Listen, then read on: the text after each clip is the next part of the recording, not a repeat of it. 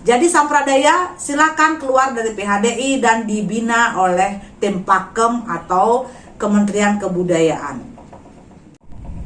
Konflik laten, karena ini berulang kali terjadi. Tahun 1984 sudah dilarang, kemudian tahun 2001 berkembang bahkan menguasai PHDI. Jadi kekeliruan yang fatal ini harus dibenahi oleh PHDI dan diselesaikan di tahun 2021 di Pesamuan Agung pada bulan Juli 2021 ini, dengan tidak menggunakan ajang ini sebagai ajang politik memecah belah umat.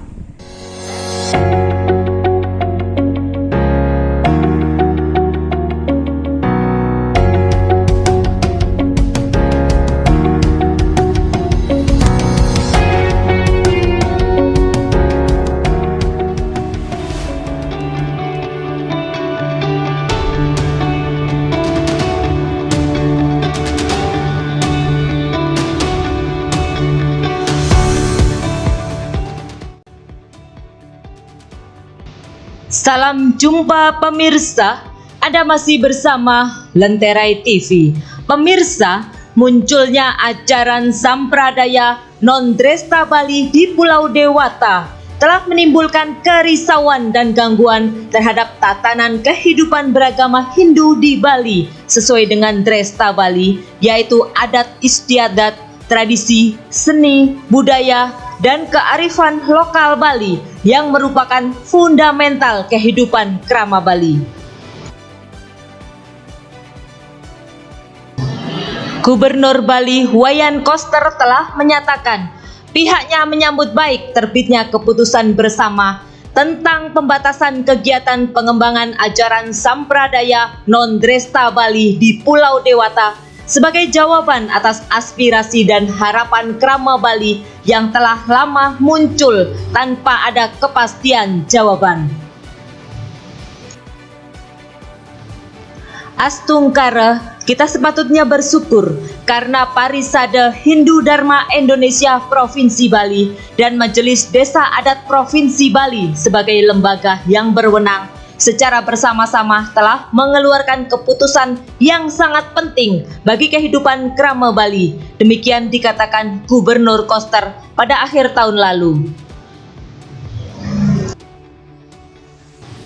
Gubernur Koster tercatat telah mengeluarkan Perda Provinsi Bali nomor 4 tahun 2020 tentang penguatan dan pemajuan kebudayaan Bali yang dengan tegas juga menyatakan bahwa kekayaan dan keunikan adat istiadat, tradisi, seni, budaya, dan kearifan lokal Bali yang menyatu menjadi tatanan kehidupan beragama Hindu di Bali. Inilah yang kemudian menjadi kekuatan aura atau taksu Pulau Bali. Harus dipahami dengan sesadar-sadarnya, inilah yang menjadi keunggulan Bali, sehingga Bali menjadi sangat terkenal, dicintai, dan dihormati oleh masyarakat dunia. Sementara itu, realita yang berkembang selama ini, Sampradaya non-Dresta Bali yang terlanjur bercokol di masyarakat sehingga menimbulkan perpecahan, telah menggugah seorang akademisi Bali sehingga secara intens telah melakukan penelitian mendalam tentang Sampradaya non-Dresta Bali, khususnya tentang Hare Krishna. Dan inilah hasil kajian penelitian seorang akademisi Bali, Ida Ayu Made Gayatri, yang secara detail telah menelusuri sejarah Hare Krishna hingga kemunculannya di Indonesia, sekaligus menjawab anggapan dari Sampradaya asing yang menyebutkan bahwa ritual di Bali hanyalah pemborosan belaka serta menyoal tentang tuduhan persekusi terhadap sejumlah ashram di Bali. Inilah pemirsa, perspektif seorang akademisi Bali, Ida Ayu Made Gayatri, yang disampaikan hanya kepada Lenterai TV. Baik, hari ini saya akan menjelaskan tentang perjalanan ideologi dan organisasi transnasional Hare Krishna atau ISKCON di Indonesia. Sebelumnya kita mengenal apa yang dimaksud dengan Hare Krishna. Hare Krishna ini adalah suatu kelompok keagamaan yang didirikan oleh Sri Chaitanya Mahaprabhu. Sri Chaitanya Mahaprabhu ini dilahirkan di Benggala, tepatnya di desa Nadia pada tanggal 14 Februari 1478. Jadi Sri Chaitanya Mahaprabhu inilah yang kemudian mendirikan kelompok yang bernama Nama Sankirtana atau yang lebih dikenal dengan Hare Krishna. Kemudian Hare Krishna ini dikembangkan di Amerika oleh Srila Prabhupada. Srila Prabhupada juga adalah penyusun Bhagavad Gita menurut aslinya. Jadi ajaran ini, ajaran Hare Krishna dikembangkan di Amerika oleh Srila Prabhupada, kemudian dibawa ke Indonesia pada tahun 1970-an. Sementara di Amerika sendiri, Hare Krishna didirikan pada tahun 1966. Mengapa itu bisa berkembang di negara Amerika? Karena pada saat itu negara di Amerika mengalami fase di mana sudah melewati fase perang dingin. Jadi setelah adanya perang, masyarakat membutuhkan sebuah alternatif kehidupan yang melepaskan mereka dari krisis, dan alternatif yang bisa diterima adalah dengan menjadi bagian dari Hare Krishna, karena pendekatan keagamaan mereka dianggap relatif lebih sesuai dengan semangat zaman Amerika pada saat itu, terlepas dari Perang Dunia Kedua, jadi perang dingin ya. Kemudian masuknya di Indonesia pun itu pada tahun 70-an. Indonesia juga mengalami fase baru saja usai dari catatan perang dingin ya, yang namanya Gestapo seperti itu ya. Mungkin banyak masyarakat yang ingin lepas dari krisis-krisis sosial mereka atas gesekan yang terjadi dalam kondisi perang dan juga dalam kondisi krisis politik di masa lalu. Sehingga pada tahun 70-an, setelah fase tahun 65 krisis politik tersebut, ini relatif bisa diterima di Indonesia dengan memasukkan ajaran Hare Krishna ini ke Indonesia. Pada mulanya Bimas Hindu melihat ajaran Hare Krishna ini mirip dengan ajaran agama Hindu di Indonesia, sehingga itu diterima oleh Bapak Bapak Cokorde ya. Jadi beliau waktu itu menerima kehadiran ajaran Hare Krishna itu dengan catatan cukup baik dan bisa diterima seperti itu. Namun kemudian pada tahun 84 ajaran ini ditolak karena ajaran ini bertolak belakang dengan keyakinan-keyakinan umat Hindu mayoritas di Indonesia. Kemudian lahirlah SK 107-J.A-5 Romawi-1984 tentang pelarangan peredaran ajaran Hare Krishna di Indonesia. Jadi dengan demikian ajaran Hare Krishna ini secara resmi dilarang dalam bentuk ideologi. Ideologi itu muncul dalam bentuk buku-buku ajaran yang memuat tentang ajaran-ajaran Hare Krishna. Hingga saat ini tahun 2021, ajaran Hare Krishna masih dilarang oleh Kejaksaan Agung karena SK dari Kejaksaan Agung ini belum pernah dicabut. Banyak opini mengatakan bahwa SK ini tidak relevan seperti itu, tapi fakta di lapangan, fakta hukum menunjukkan bahwa SK ini masih berlaku. Hanya dalam teknis pelaksanaan di lapangan mengalami sedikit perbedaan. Kalau pada tahun 1984 eksekusi terhadap ideologi Hare Krishna dalam bentuk peredaran buku-buku ajaran keagamaan mereka bisa dilakukan langsung oleh pihak kejaksaan atau tim pakem. Nah, pada tahun berikutnya, pada tahun sekarang ini, SK itu masih berlaku, hanya saja teknis pelaksanaannya berbeda karena melibatkan proses peradilan. Dengan demikian, saat sekarang ini masyarakat luas diberikan peluang yang lebih besar untuk turut serta melakukan eksekusi terhadap peredaran buku-buku ajaran Hare Krishna di Indonesia dengan cara yaitu mengumpulkan dan melaporkan peredaran buku-buku ajaran ajaran Hare Krishna tersebut secara resmi ke kepolisian dan ditindaklanjut ke pengadilan. Jadi sekarang adalah momen yang memberikan akses bagi masyarakat untuk berpartisipasi di dalam melaksanakan amanat SK 107/1984 dari Kejaksaan Agung Republik Indonesia untuk melarang peredaran buku-buku ajaran yang memuat tentang ajaran Hare Krishna. Jadi itu sekilas informasi tentang bagaimana ajaran Hare Krishna ini masuk hingga dilarang di Indonesia. Dasar pelarangan itu banyak ya. Satu hal yang mungkin bisa kita lihat, memang betul ajaran Hare Krishna menerapkan ajaran Bhagavad Gita. Dalam pelaksanaan mereka mensosialisasikan Bhagavad Gita yang disusun oleh Srila Prabhupada sendiri sebagai pendiri Hare Krishna di Amerika. Tetapi di dalam penyusunan Bhagavad Gita banyak ditemukan penyesatan-penyesatan yang didasarkan atas opini Srila Prabhupada sendiri. Kemudian saya sebagai akademisi pada tahun 2005 hingga 2007 melakukan penelitian bagaimana ideologi ini kemudian diterima oleh masyarakat Bali.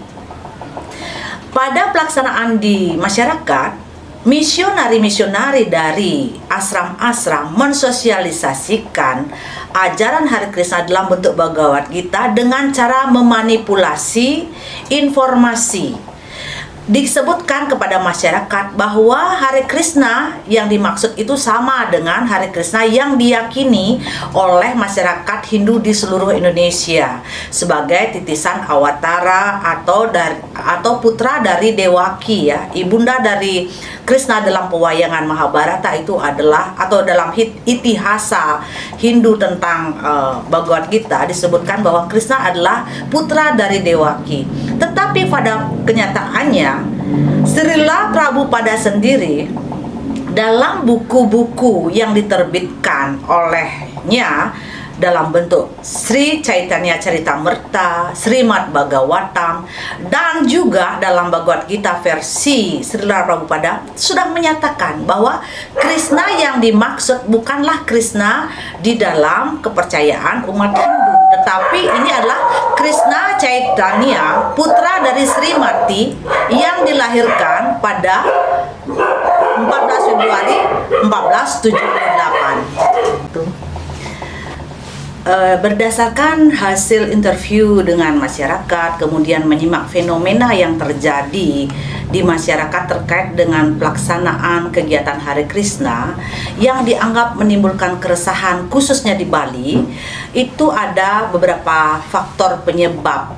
Yang pertama soal ketuhanan yang Maha Esa yang dianut oleh organisasi Hare Krishna yang hari ini kita sebut dengan ISKCON, International Society Consciousness for Krishna ya. Jadi ini adalah organisasi internasional yang memiliki kepercayaan terhadap ketuhanan yang Maha Esa.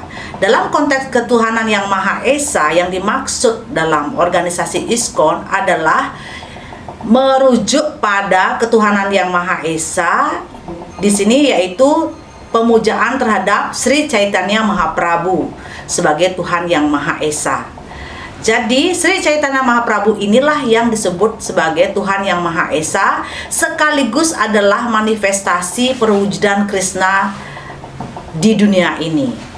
Itu yang pertama. Jadi ada perbedaan. Sedangkan dalam kepercayaan umat Hindu di Indonesia, merujuk pada pidato Presiden Soekarno sebagai pendiri Pancasila yang mengatakan bahwa ketuhanan yang Maha Esa dimaksudkan dalam Pancasila dan di dalam konteks Indonesia adalah ketuhanan yang Maha Esa yang sesuai dengan agama-agama sah yang ada di Indonesia. Soekarno mengatakan jika agamanya Islam, maka Tuhan yang Maha Esa yang dimaksud adalah Allah. Demikian pula dengan Tuhan yang Maha Esa dalam konteks Hindu Indonesia disebut dengan Ida Sang Hyang Widiwasa, bukanlah pemujaan manusia.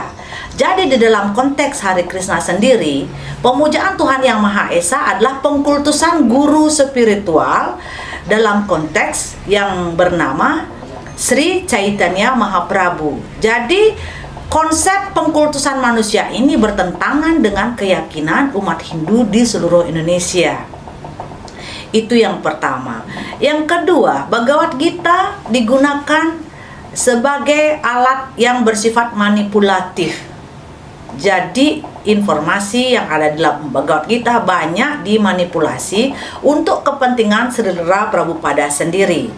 Dan dalam perguruan Hare Krishna atau ISKCON, kitab suci yang dirujuk itu adalah Sri Chaitanya Charitamrita, Srimad Bhagavatam, dan Bhagavad Gita versi Srila Prabhupada. Sedangkan pihak mereka menuding umat Hindu khususnya yang ada di Indonesia atau yang ada di Bali secara khusus sebagai umat Hindu yang tidak melaksanakan ajaran Weda. Sementara praktek agama Hindu di Bali pada khusus banyak sekali merujuk pada Weda-Weda yang ada, Weda Semerti, kemudian Weda Parikrama, kemudian ada Kamahayana, kan banyaklah sumber-sumber keagamaan yang memang bersumber dari Weda. Nah, ketika pihak ISKCON mengatakan bahwa praktek keagamaan umat Hindu tidak berbasis Weda, ini memicu keresahan di dalam kehidupan sosial masyarakat Hindu khususnya di Bali dan mungkin di Indonesia. Jadi aspek-aspek ini sangat sensitif dan ini juga menganggap pihak mereka juga menganggap bahwa pemujaan leluhur itu adalah sia-sia.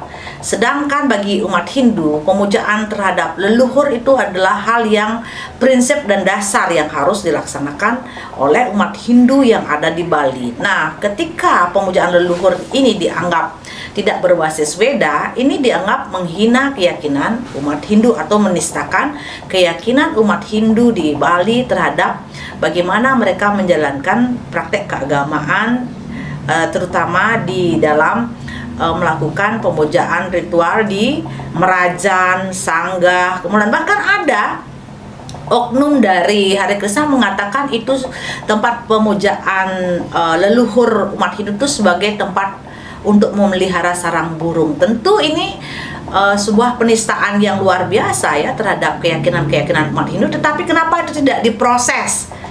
Ya, padahal kita tahu siapa pelakunya. Tidak diproses karena umat Hindu di Bali ini sangat toleran dengan komentar-komentar yang menurut umat Hindu mungkin tidak berfaedah untuk kehidupan yang lebih baik ya. Ini dibiarkan begitu saja. Tetapi ternyata pembiaran yang dilakukan atas dasar toleransi ternyata berbalik menyerang keagamaan Hindu sendiri ya. Sekarang justru ketika umat Hindu Bali bereaksi terhadap sejumlah penistaan yang dilakukan, nah ini menjadi menarik ya. Kita justru dianggap sebagai intoleran.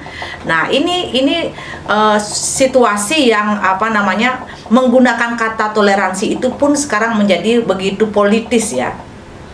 Kemudian di sampradaya yang lain seperti di praktek Sai Baba, mereka melakukan ritual. Ini ada bukti-bukti ya, melakukan ritual keagamaan di depan Padmasana ya, tetapi menggunakan foto Sai Baba seperti itu. Jadi ini juga memicu keresahan ya, sebab ini adalah bagian dari apropriasi budaya. Ya, apropriasi budaya itu artinya pelecehan terhadap nilai-nilai luhur yang dianut oleh umat Hindu yang menganut kepercayaan ini secara mayoritas. Padmasana itu adalah simbol dari pemujaan Ida Sang Hyang Widiwasa. Bagaimana mungkin kemudian ini disandingkan dengan pemujaan manusia atau pengkultusan manusia? Tentu itu sangat bertentangan dengan nilai-nilai yang dianut. Nah, ini adalah salah satu beberapa contoh ya, bagaimana apropriasi budaya menistakan nilai-nilai keagamaan yang dianut oleh umat Hindu mayoritas di Bali pada khususnya, dan mungkin juga umat Hindu di pulau lain. Karena konteks saya adalah penelitian di Bali, jadi saya bicara dalam tataran Bali, tetapi tidak sedikit juga orang Bali yang masih menganut nilai-nilai kepercayaan leluhur yang ada di Bali karena mereka menjadi diaspora di pulau-pulau lain karena mengikuti orang tua mereka transmigrasi di masa lalu, seperti itu. Baik, beberapa aspek lain ya yang memicu terjadinya konflik sosial terkait dengan tudingan Hare Krishna terhadap praktek keagamaan Bali yang boros, yang buang-buang waktu. Mungkin saya bisa perjelas menurut pandangan saya dan juga melihat fenomena sosial yang ada di masyarakat. Jadi ini ada dua aspek yang harus diperhatikan. Ketika umat Bali melakukan ortopraksi dan ortodoksi, ini ada dua hal yang berbeda gagasan ya. Masyarakat Bali itu melaksanakan keagamaan berbasis ortopraksi. Jadi nilai-nilai keagamaan itu diejawantahkan dalam praktek kehidupan sosial, budaya, dan juga ekonomi. Ini yang disebut dengan ortopraksi. Jadi praktek keagamaan umat Hindu itu diarahkan untuk keterampilan hidup. Jadi tidak ada praktek keagamaan Hindu di Bali itu yang tidak memberikan nilai bagi kualitas hidup mereka. Salah satu contoh saja ya, kaum lansia yang ada di Bali ya, meskipun mereka tidak bekerja, kita semua menghormati beliau walaupun hanya duduk dengan membuat selemik misalnya, atau membuat banten kecil-kecil yang mungkin mereka bisa lakukan, atau kakek-kakek di desa membuat semat ya, semat untuk perlengkapan upakara. Itu hal yang paling sederhana. Jadi keterampilan hidup yang diterima oleh umat Hindu sebagai pelaku ortopraksi dari praktek keagamaan itu bisa dimanfaatkan untuk hidup mereka dari kecil hingga tua. Jadi nilai kualitas hidup inilah yang dikembangkan oleh umat Hindu hingga mereka bisa beragama sekaligus bisa juga untuk menjadikan agama itu sebagai semangat hidup dan meningkatkan kualitas hidup mereka. Contoh, ketika kita bicara tentang canang sari ya, berapa banyak ibu-ibu ya di pasar-pasar yang berjualan canang untuk bisa mensupport, mendukung keluarga mereka hanya dengan membuat canang saja. Seandainya canang ini dianggap pemborosan, dianggap buang-buang waktu, berapa banyak tenaga kerja yang tidak terserap, yang tidak bisa melakukan aktivitas ekonomi mereka untuk melaksanakan praktek keagamaan mereka. Dalam konteks ortopraksi, keagamaan itu memang diterjemahkan dalam ritual, tetapi ritual ini memberikan kontribusi ekonomi yang besar bagi seluruh umat manusia pendukung dari praktek ritual tersebut. Contoh, nenek-nenek membuat segehan, tangkeh, kemudian aspek-aspek lain ya dari ekologi ya, masyarakat menggunakan pamor atau batu kapur. Kebayang nggak siapa sih yang menggunakan batu kapur hari ini? Sementara kalau kita menulis di papan sudah tidak menggunakan kapur lagi ya. Paling tidak ekologi ini terjaga. Karena apa? Ritual mensyaratkan itu ada sehingga masyarakat memiliki kewajiban untuk merawat sumber-sumber ekologi yang mendukung ritual mereka. Dari batu kapur, kemudian ada bunga-bunga. Bayangkan kalau itu tidak dilakukan oleh umat Hindu. Kontribusi umat Hindu Bali terhadap kehidupan Indonesia itu sudah terbukti melalui budaya dan ritualnya. Contoh, kontribusi terhadap praktek ritual ini tidak hanya melibatkan masyarakat Bali sendiri, tetapi melibatkan masyarakat lintas pulau. Ya, kita terkoneksi dengan saudara-saudara umat di Pulau Jawa untuk suplai bahan baku ritual, atau kita juga mensuplai bahan baku ritual ke tempat-tempat kawan-kawan yang ada di kepulauan lain. Jadi secara global, secara aspek luas, ritual yang dilakukan oleh umat Hindu kontribusinya tidak hanya buat diri mereka sendiri, tetapi juga untuk Indonesia. Bayangkan kalau Indonesia tidak menjaga nilai-nilai kultural mereka, ini akan mencabut keterampilan hidup umat Hindu di Indonesia, mencabut akses mereka secara ekonomi. Sedangkan dalam sampradaya yang ditekankan hanyalah ortodoksi, naskah. Semakin Anda pintar membaca naskah, Anda sudah menjadi guru yang hebat. Ya, kemudian semakin Anda pintar membaca Sanskerta, Anda sudah merasa diri hebat. Kontribusi untuk Indonesia apa dalam konteks ini? Dalam konteks pembangunan ekonomi apa? Jadi kalau misalnya kita mengecilkan praktek ritual hanya kemudian beralih kepada pembacaan teks, saya rasa pembacaan teks itu hanya akan dimiliki oleh kaum elit saja. Bagaimana dengan umat kebanyakan yang non-literasi, yang tidak bisa membaca tulisan Sanskerta? Berarti peluang mereka untuk berpartisipasi dalam praktik agama akan berkurang. Ini justru akan mengurangi partisipasi umat dalam kehidupan berkeagamaan, karena praktek keagamaan ortodoksi hanya menerima mereka-mereka yang memiliki keterampilan membaca Sanskerta menurut versi dari Sampradaya. Bagaimana dengan kaum-kaum yang tidak terdidik, petani, nelayan, yang kehidupan mereka tidak ada sentuhannya dengan teks? Apakah kemudian kita bisa menuding mereka tidak beragama atau tidak berbasis Weda? Tentu ini pemikiran yang sangat dangkal ya, karena setiap elemen dalam kehidupan keagamaan Hindu di Bali pada khusus melibatkan semua, partisipasi semua, kontribusi semua. Tidak ada hanya kaum elit saja yang menguasai. Itu tidak benar ya. Banyak sulingnya dituding komersial dalam hal ini. Mungkin banyak yang tidak tahu bahwa praktek pelaksanaan keagamaan di gereja-gereja itu bukan saja milik Ide Bagus atau Ide Ayu, tidak. Banyak gereja-gereja yang dari klan-klan yang berbeda juga menyebut gereja karena mereka memiliki sulingge ya. Banyak sekali lansia-lansia yang berpartisipasi di gereja-gereja tersebut, menyiapkan ritual-ritual yang digunakan oleh umat. Jadi secara ekonomi, gereja-gereja sendiri selain mendidik umat untuk bisa memahami tentang yatnya, juga memberikan aksesibilitas untuk bekerja ya, mendapatkan penghasilan. Tidak sedikit loh orang-orang yang kemudian belajar di gereja. Di gereja ini saya maksudkan bukan hanya kelompok Ide Bagus dan Ide Ayu ya, kan banyak dari gereja Bujangga Waisnawa, dari gereja Pase, dari gereja Dukuh, banyak sekali itu ya. Orang-orang yang belajar ke gereja-gereja itu ya, kemudian mengembangkan usaha. Coba lihat di pasar-pasar. Ibu-ibu kalau tidak tahu Banten tinggal tanya di pasar, Bu, saya mau orderan seperti ini apa? Ibu-ibu itu jauh lebih fasih dan lebih hafal tentang perlengkapan yang dibutuhkan.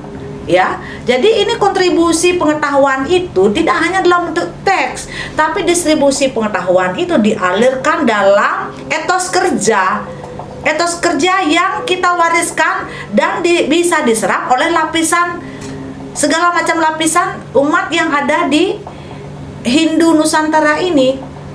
Jadi itu perbedaan antara bagaimana praktek keagamaan Hindu Indonesia, Hindu Nusantara yang bersifat ortopraksi, bahwa agama tidak hanya dalam bentuk teks, tapi dia adalah pengetahuan yang hidup, yang muncul dalam keterampilan hidup mereka dan bisa berkontribusi dalam meningkatkan kualitas hidup mereka.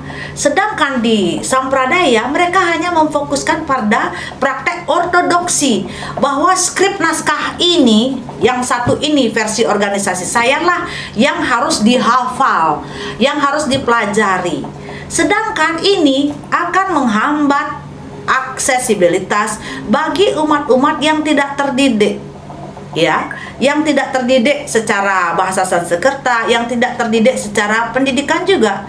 Jadi ada perbedaan yang menjolok ya, di mana ortodoksi ini di zaman sekarang ini sudah, menurut saya sudah tidak relevan, karena agama itu harus bisa memberikan kehidupan bagi seluruh lapisan umat, memberikan kesejahteraan bagi dia. Kan tujuan utama kalau umat Hindu di Bali itu kan moksartam jagat ditaya caiti dharma ya, beragama dan mensejahterakan diri mereka dan bangsa serta negara. Jadi itu perbedaannya. Kemudian di dalam konteks Sampradaya, mereka mengkultuskan guru spiritual, sedangkan di konteks kami di Hindu Indonesia, guru itu bukan hanya guru spiritual, dia ada pemerintah, ada orang tua, ada guru pengajian, kemudian ada juga guru-guru yang lain. Jadi ini yang harus juga kita perhatikan ya. Jadi tidak hanya guru spiritual yang berperan di Indonesia. Nah, dalam konteks Sampradaya, khususnya Hare Krishna, mereka menganut namanya sistem guru parampara. Ini juga termasuk Sampradaya lain. Guru parampara itu adalah tunduk pada garis perguruan saja. Ya, jadi dalam konteks Hare Krishna, garis perguruan Governing Body Commission atau lembaga pemerintahan ISKCON itulah yang utama. Sedangkan untuk peraturan pemerintah itu bukan menjadi hal yang penting bagi perguruan. Ini contoh. Dalam konteks Gubernur Bali melaksanakan Nangun Satkertilo ke Balinya, kemudian dalam hal-hal mempertahankan nilai-nilai luhur bangsa, nilai kultural yang dianut oleh umat Hindu, kemudian didukung oleh DPRD, didukung oleh Sulinggih, didukung oleh umat Hindu sejebak Bali ya, dan masyarakat adat Bali. Ini kan sudah satu suara bagaimana kita menjalankan praktek keagamaan. Dan buktinya penganut Sampradaya ini kan tidak sepaham. Karena dalam konteks mereka perguruan guru parampara, perintah dari Governing Body Commission, lembaga pemerintahan ISKCON di Amerika itu lebih utama dari perintah yang ada di Provinsi Bali ini. Nah, inilah yang saya sebut dengan transnasional. Ya, transnasional tidak taat pada, tidak tunduk pada lembaga pemerintahan resmi yang ada di negara ini. Mereka hanya tunduk pada Governing Commission. Sedangkan pemerintah kita, pemerintah Bali, begitu sungguh-sungguhnya menjaga nilai-nilai kultural bangsa, kearifan lokal. Inilah yang ingin dijaga dengan baik dan diwariskan untuk anak. Kenapa justru ini dipertentangkan oleh kelompok ini? Karena mereka menganut transnasional. Jadi hanya transnasional ini hanya tunduk pada perintah dari lembaga pemerintahan ISKCON di Amerika dan Mayapur. Jadi ini menarik ya. Jadi mengapa ideologi dan organisasi Sampradaya ini berbahaya? Bukan soal ritualnya, bukan soal kita berdebat ritual kita yang berbeda, tetapi soal ideologi negara. Bagaimana Indonesia ini harus kita jaga saat ini dengan ideologi Pancasila dan Indonesia sebagai negara kesatuan Republik Indonesia yang utuh. Dalam konteks Sampradaya, mereka ini adalah organisasi ideologi transnasional. Pertama, mereka memiliki lembaga pemerintahan yang ada di luar negeri. Dalam konteks ISKCON atau Hare Krishna, lembaga pemerintahan mereka disebut dengan Governing Body Commission, berkedudukan di Amerika dan Mayapur. Nah, inilah yang mengendalikan Sampradaya-Sampradaya Hare Krishna yang ada di Indonesia. Ini contoh satu Sampradaya ya. Yang kedua, mereka mengkultuskan manusia sebagai Tuhan. Tentu ini bertentangan dengan nilai-nilai yang dianut oleh umat Hindu di seluruh Indonesia. Karena kita tidak menganut sistem ketuhanan pengkultusan manusia. Tuhan kita adalah Ida Sang Yang Widi, ya, yang dilaksanakan dalam berbagai ritual sesuai dengan nilai-nilai kearifan lokal yang ada di seluruh Nusantara. Ketiga, ideologi dan organisasi transnasional merupakan suatu gerakan misionari yang melibatkan orang-orang asing, migran yang berpindah.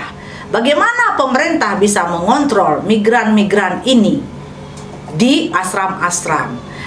Ya, kemudian mereka juga melakukan pergerakan lintas negara dengan membawa ideologi dari negara masing-masing. Bagaimana pemerintah bisa mengontrol pergerakan ini jika ini tidak menjadi concern atau perhatian kita bersama? Jadi masyarakat Hindu Bali yang bergerak menentang ideologi dan organisasi transnasional Sampradaya berpikir untuk melindungi negara ini dari konteks pergerakan misionari-misionari, migran-migran yang bersembunyi di balik agama dan wacana ayat-ayat suci, sementara mereka membawa agenda kepentingan politik dari negara-negara lain. dari mana mereka berasal. Saya banyak temukan itu di asram-asram saat saya penelitian ya. Misioneri-misioneri asing, guru-guru spiritual mereka hadir tanpa sepengetahuan dari otoritas setempat. Jadi mereka bisa begitu memberikan wacana kepada pengikutnya tanpa ada kontrol dari negara. Ini tentu berbahaya bagi kita semua. Jadi inilah yang menjadi dasar, bukan soal ritual yang berbeda. Saya rasa umat Hindu Indonesia, terutama orang Bali sendiri, sangat toleran dengan bagaimana orang beribadah. Tetapi yang menjadi persoalan adalah bukan soal ritual, tetapi ada aspek-aspek yang saya sebutkan tadi ya, yaitu pertama, pemujaan ketuhanan yang Maha Esa yang mengkultuskan manusia, yang tentu bertentangan dengan nilai-nilai kearifan umat Hindu di Nusantara ini. Kemudian pergerakan lintas negara, lintas pulau, lintas asram yang dilakukan oleh misionari-misionari ini tanpa ada kendali dari otoritas, ini sangat membahayakan. Ketiga, soal fundamentalisme. Ya, fundamentalisme adalah akar dari kejahatan lintas negara ya. Ini sudah kita temukan di berbagai pengalaman ya. Bali sendiri sudah mengalami bom Bali sampai 2 kali. Ini akibat apa? Akibat fundamentalisme ideologi yang kemudian berkembang menjadi radikalisme. Jadi modus dari transnasional itu ada 3. Pertama, dengan jalur kekerasan. Kita bisa lihat dari gerakan para terorisme yang sudah melakukan pengeboman, contohnya seperti ISIS. Itu jalur kekerasan transnasional ya. Kemudian jalur yang kedua adalah dengan jalan merekrut kaum-kaum intelektual. Kita lihatlah sekarang kaum intelektual siapakah yang direkrut oleh transnasional. Ini luar biasa sekali. Kita bisa lihat AWK dalam konteks ini mengakui dirinya adalah Bhakta Hare Krishna. Tentu dia juga adalah pengikut dari ideologi dan organisasi transnasional Hare Krishna. Kemudian kita lihat bagaimana Bapak Mangkupastike menjadi World Parisat, President of World Hindu Parisat. Ya, World Hindu Parisat ini kan parisade dunia yang membawahi berbagai macam sampradaya yang ada di dunia ini. Bagaimana mungkin kaum intelektual ini, terutama dari kelompok-kelompok berbasis militer dan Polri, tidak memahami tentang bahaya dari masuknya ideologi dan transnasional ini. Bagaimana mungkin beliau mau menjadi President of World Hindu Parisat? Yang tentu ini harus dicermati ya, bagaimana ini bisa terjadi di Bali. Apakah konsekuensi dari menerima parisade Hindu dunia ini dengan sejumlah atau ribuan sampradaya yang ada dari negara-negara masing-masing itu bisa kita kontrol di Bali ini? Harusnya elit-elit semacam itu kan sudah memahami bahayanya terhadap NKRI ini. Jadi persoalannya adalah sekarang justru rakyat yang mendesak para elit untuk mewaspadai ini. Jadi jangan sampai elit-elit kita lebih banyak lagi yang terpapar dan mendukung ideologi asing, atau justru ideologi asing itu menguasai kita. Ini kan suatu alarm atau tanda-tanda yang berbahaya bagi kehidupan kita. Ya, dan beberapa bulan yang lalu Ketua GKHN Priambade diancam oleh oknum TNI, ya, oknum TNI aktif yang menjadi pengurus parisade di Bandung Barat kalau nggak salah ya, di Bandung. Jadi bagaimana mungkin elit kita yang berbasis militer pun terpapar dengan ideologi transnasional ini? Jadi ini sungguh menyedihkan ya. Kenapa radikalisasi ini menjadi poin penting dari transnasional dalam konteks keagamaan hari ini penting untuk diwaspadai, karena dia menjangkau orang-orang yang memiliki potensi dan kekuasaan untuk penyebaran organisasi mereka. Jadi dalam konteks fundamentalisme dan radikalisasi yang harus diperangi dalam konteks bagaimana rakyat melakukan bela negara sesuai dengan pasal 27 dan pasal 30 Konstitusi Undang-Undang 1945, kami rakyat Indonesia meminta kepada pemerintah untuk mewaspadai fundamentalisme dan radikalisasi ini merasuki kaum elit. Ya, kalau ISIS begitu sulitnya mereka mencetak tentara dengan memproduksi tentara anak-anak, jangan sampai di negara ini ideologi dan organisasi transnasional menggunakan tentara elit militer yang jadi sebagai alat mereka untuk melanggengkan atau merealisasikan agenda-agenda politik internasional mereka terhadap Indonesia. Jadi catatan, gerakan masyarakat Hindu Bali yang didukung oleh Gubernur, DPRD, Sulingge, Desa Adat, masyarakat partisipan dalam gerakan membela negara ini adalah untuk tujuannya bukan soal ritual, itu receh, itu remeh ya, tetapi dasarnya sangat dalam.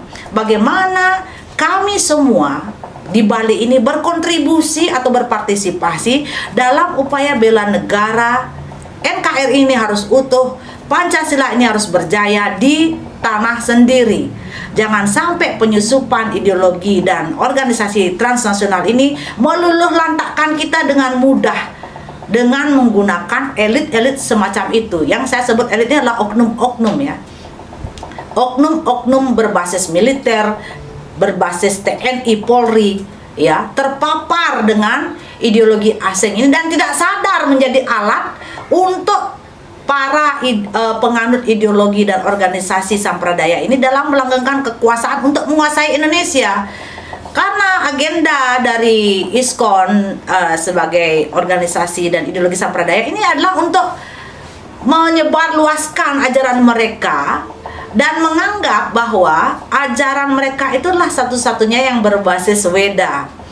Ya, yang dimaksud dengan ajaran berbasis Weda menurut mereka adalah dengan melanggengkan, ya, membesarkan budaya Benggala abad ke-15 sebagai acuan bagi pelaksanaan dari ritual dan keagamaan di Indonesia, dan itu tentu tidak sesuai ya.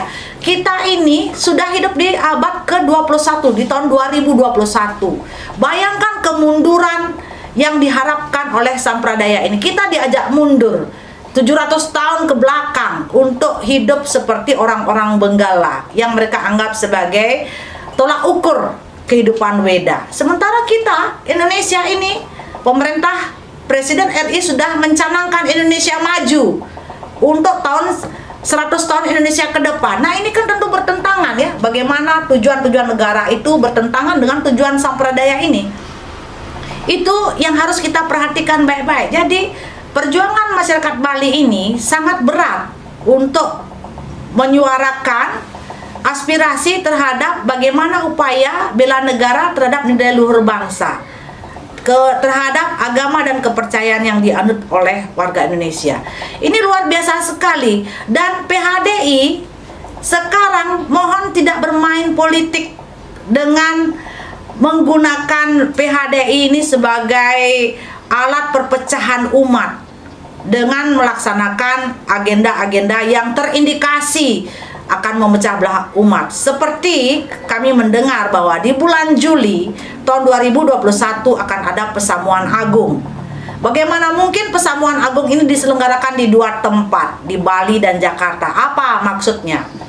Jadi hal ini harus dibenahi oleh PHDI. PHDI sekarang harus bisa menerima realita bahwa masuknya sampradaya pada pasal 41 anggaran dasar hasil Mahasabah 2016 ada kekeliruan yang fatal.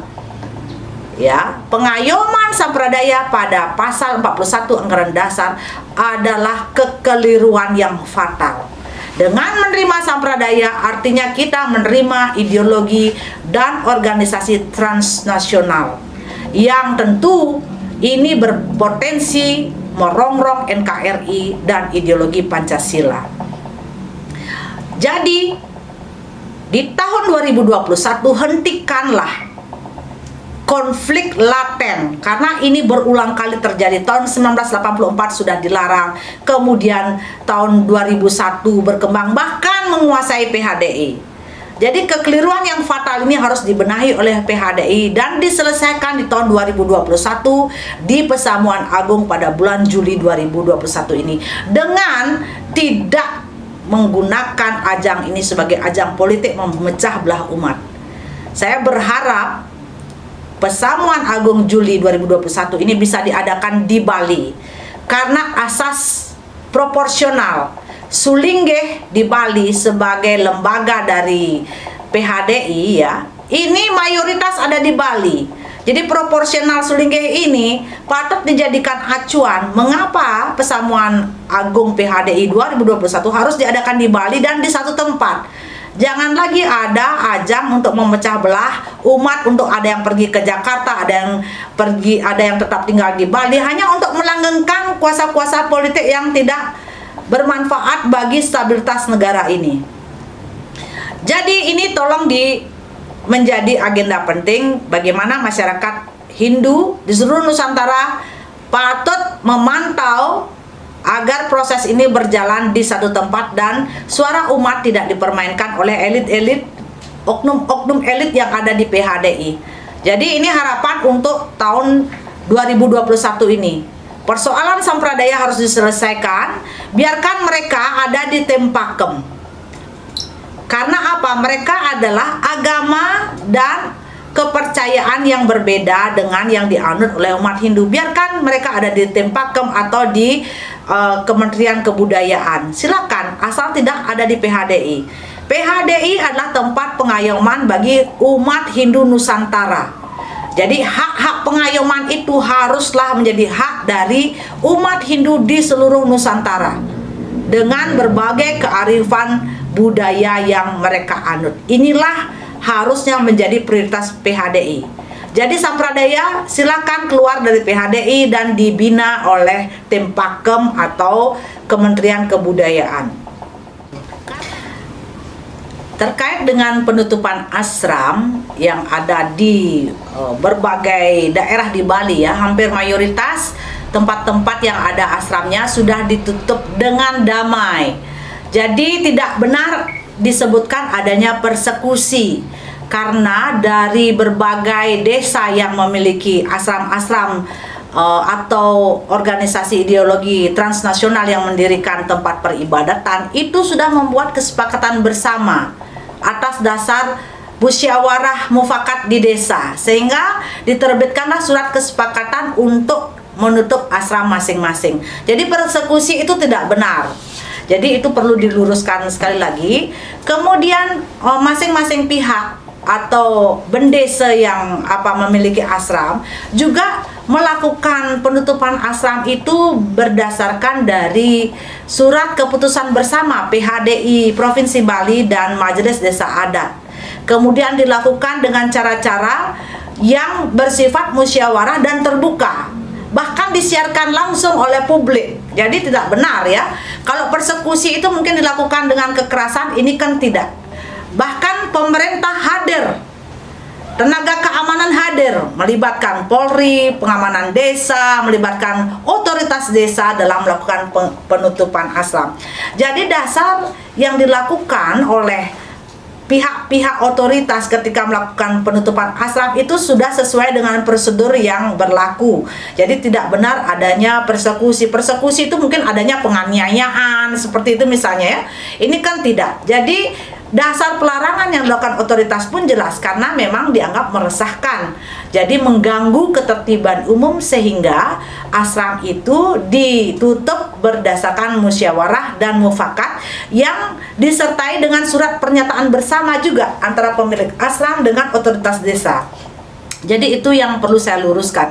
Jadi berdasarkan wacana yang beredar bahwa selain persekusi juga ini melanggar HAM. Jadi terkait dengan HAM, di dalam konstitusi Indonesia memang benar HAM itu hak asasi manusia itu dilindungi oleh negara dan konstitusi. Tapi jangan lupa bahwa hak asasi manusia itu juga ada pembatasnya yang juga diatur dalam konstitusi. Pembatasannya itu semacam apa? Contohnya, yaitu jika hak hak yang kita miliki melanggar ketertiban umum, maka itu juga bisa dibatasi haknya. Jadi jangan asal menggunakan HAM kemudian tiba-tiba kita bisa merasa kita bisa berbuat apa saja. Jangan salah, dalam konstitusi NKRI ini di pasal 28 itu juga dijelaskan adanya pembatasan HAM. Kemudian saya juga melihat bahwa tadi saya sudah jelaskan persekusi itu tidak benar karena sudah menjalankan musyawarah mufakat para pihak itu ada tim mediasi ya. Tim mediasi ini otoritas desa, kemudian ada tim pelapor, kemudian ditindaklanjuti dengan penutupan asram yang disaksikan oleh aparatur negara ya, seperti polisi juga hadir, pecalang juga hadir. Saya rasa itu sudah sudah mengikuti prosedur yang seharusnya dilakukan. Kedua, hak asasi manusia itu dibatasi oleh hak asasi orang lain juga ya, terutama ketika dia terindikasi melanggar ketertiban umum. Jadi hak asasi itu bisa dibatasi.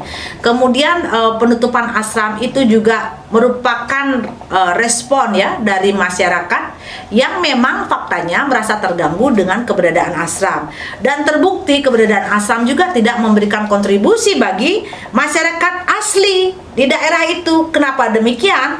Karena sebagian besar asram itu didirikan di luar dari daerah anggota asram.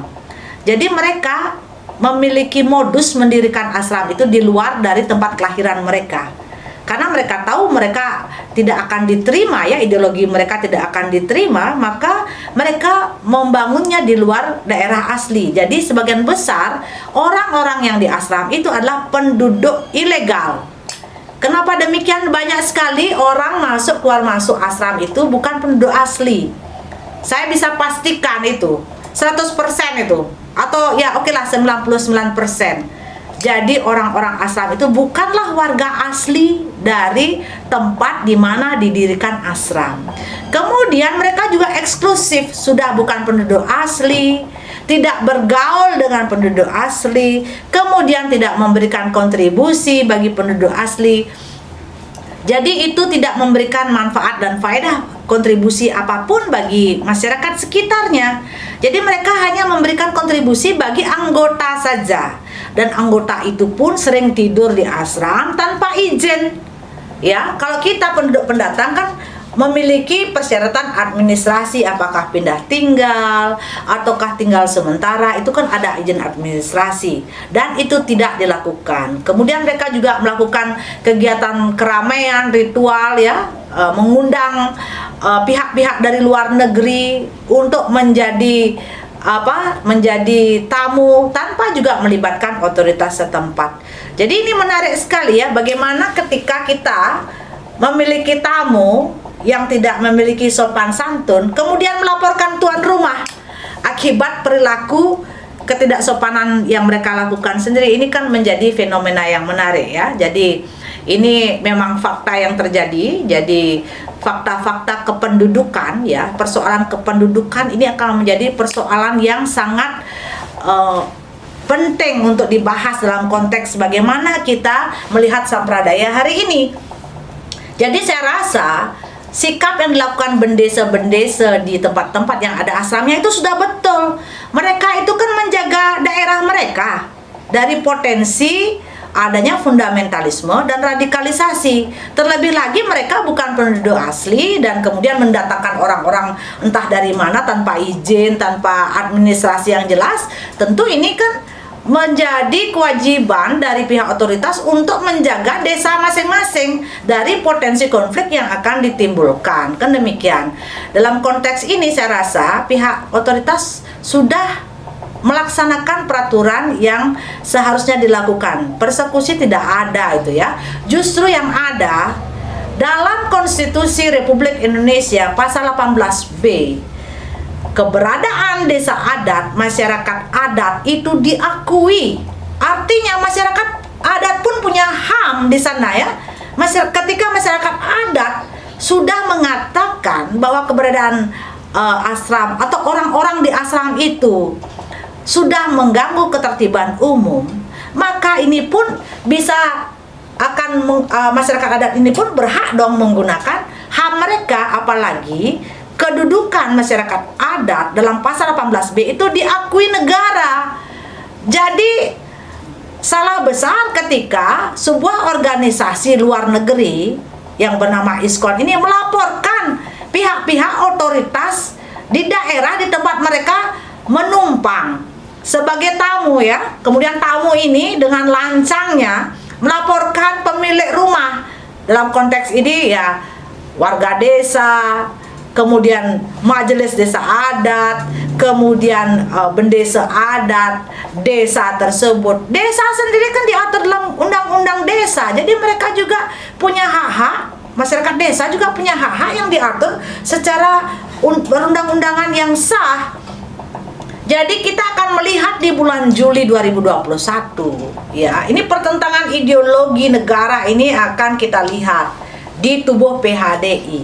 Ini organisasi berideologi dan organisasi transnasional yang membawa kepentingan politik asing, dan ini adalah masyarakat adat Hindu Bali yang membawa nilai-nilai konstitusi negara dalam konteks bela negara terhadap lingkungan atau wilayah yang mereka miliki. Dalam konteks ketika pihak Sampradaya ini melaporkan bendesa, melaporkan otoritas desa, tentu ini akan kita lihat pertarungannya.